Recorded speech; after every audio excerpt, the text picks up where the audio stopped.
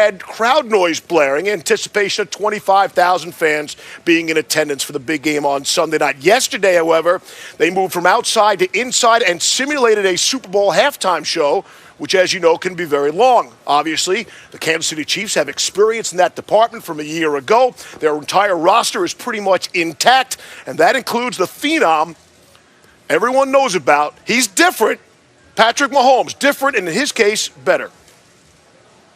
He's unique. He's very unique. There are no other quarterbacks that run out to the right and then throw it all the way back across the field to the left. You teach him not to do that, but he's great at it, so you let him do it. He's an amazing player to be able to backpedal and throw the ball so far accurately down the field. A great scrambler. There's nothing about his game that's not better than most.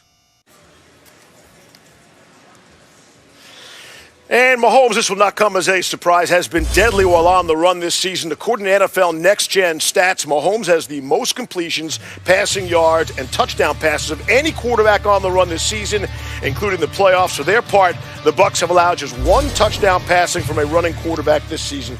That is the fewest in the NFL. The aforementioned is that good? Dan and Marcus. That's pretty good. My first question. Hold on, Steve. Yeah, you ain't getting away with that now. All right. We're so glad that you came to Slum with the peasants. The Monday Night Football guys. And I get it now. Like, I've been trying to figure out why were me and Dan invited? You know why? Because I'm a bootleg Riddick and you're a bootleg Greasy. That's what happened. So I get it now. All right. You know, Steve. I hate to cut it short. My one question was going to be, where's Mina, quite frankly, okay? But we don't have time for that. Dan, there's so much talk about the quarterbacks, obviously. Every Super Bowl. To me, and the offense is this and that, high-scoring, high-flying, top two passing offenses. I think the defensive unit of the Buccaneers will be the story of this game. Yeah, so they're going to have to contend with the RPO, the run-pass option. No one in the NFL runs more RPOs than Kansas City. And so it's such a challenge for defenses because as players, you're taught, like, defend the run first and then the pass. Really, their goal should be to play it slow. They got to kind of commit to playing the pass and then go to the run. You're going to get this defense of the RPO. We got that zone away and that backside double slant right behind you. That linebacker, watch him. Instead of going towards the run first, you want to drop back and protect against the pass. Patrick Mahomes looking right at you. Instead of committing towards that run, you defend the pass, force that ball to get handed off, now be slow to go. Defensive line, hold up for a second, and then you commit with conviction towards that run. That's the way you have to do it. It's counterintuitive, right? Right, Big Fella? It's counterintuitive because for so long you're taught run to pass, run to pass. You really got to train yourself to think pass to run and slow to go. And while that's very difficult, Big Fella, you know that's not the only thing that's going to be challenging. Yeah, it's amazing. It's amazing how they test those principles. But also there's another caveat that this offense issues the defenses that they have problems with, and that's the mobility of Patrick Mahomes. We don't talk about that enough because the arm talent is so prevalent in what he does. But when you look at him play, how he manipulates the pocket, how he creates lanes for himself to either throw or take off at the run. This is a great rush on the left side of this defensive line, but the right side is disjointed and distorted, and Patrick Mahomes quickly identifies that, uses these lanes in his vision to make a move. And then the next part of this, Steve, is that now you become, as a secondary defender, you become in no man's land. Yeah. He can rip off 15, but if I pursue, if I'm Devin White and Levante David, do I pursue or do I stay back because Kelsey and Tyreek Hill is behind me? And that is another issue that they present. Patrick Mahomes' mobility is not talked about enough. We know he can be mobile to pass, but those 10, 15-yard pickups last year against Tennessee, the run to the end zone that we all remember with the spin move and dropping his head, that's something that Patrick Mahomes I'll offers be interested to see how quickly they can get frustrated defensively by that pocket movement, because that's when those big plays over the top become a problem. You got to be so disciplined with your rush lane, you know that, and then staying back in that plaster coverage. Us big boys don't like that extra, Steve. Bucs want to keep Mahomes on his spot where they can find him, right? Luck. Chiefs want to knock Tom Brady off his spot, right? Interesting contrast. One of the many games within the game as we get you ready. Super Bowl week is humming along now. That's the story. With Kevin Nagandi and Jay Harris. Today's headlines start in the NFL. Tom Brady could have one of his favorite targets back for the Super Bowl. Bucs receiver Antonio Brown was a full participant in practice as he recovers from a knee injury that kept him out of the NFC title game. To the NBA, Kevin Durant just ahead of LeBron James as the top vote getter after the first round of fan voting for the NBA All-Star Game. COVID stopped the original All-Star weekend, but a one-day event in March is in the works. And it won't be Dame time tonight. Blazers star Damian Lillard out against the 76ers with an abdominal strain, adding to Portland's injury woes. 3 other starters are already out with long-term injuries. Setting all that aside for a moment, though, our top story is the build-up to a big game. You see that build-up here on the show? It's like here, there, to you. In a show of unknowns and a season filled with so many unknowns, it's been a quiet week, and that's a great thing for Super Bowl 55, Jay. We are 3 days away from a game many envision. And when I say many, you got to go back to March when Tom Brady signed with the Buccaneers, and a lot of people circled, hey, Super Bowl 55 is where? Tampa. You got it. No quarterback has started more postseason games than Brady's 44. To put that in perspective, that's nearly 3 full regular seasons worth of postseason games. And Brady's 6 Super Bowl titles are the most of all time.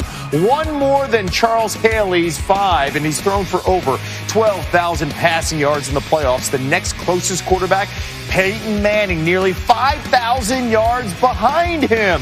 And Brady's 80 touchdown passes are tops in the postseason. In fact, he has 35 more than the next closest quarterbacks, Aaron Rodgers and Joe Montana. Here's Brady today on his mindset right now. It's a slow build, I think, for this game because it's 2 weeks of prep. You know, you feel like the physical stuff's, pretty much done at this point. And then at this point, it's just going through in your head different situation scenarios, all your different calls that you'd have, just trying to think about how they're going to play us. And then, again, I think that's where the mental prep, you really can't leave any stone unturned at this point. Just over 3 days left in the season.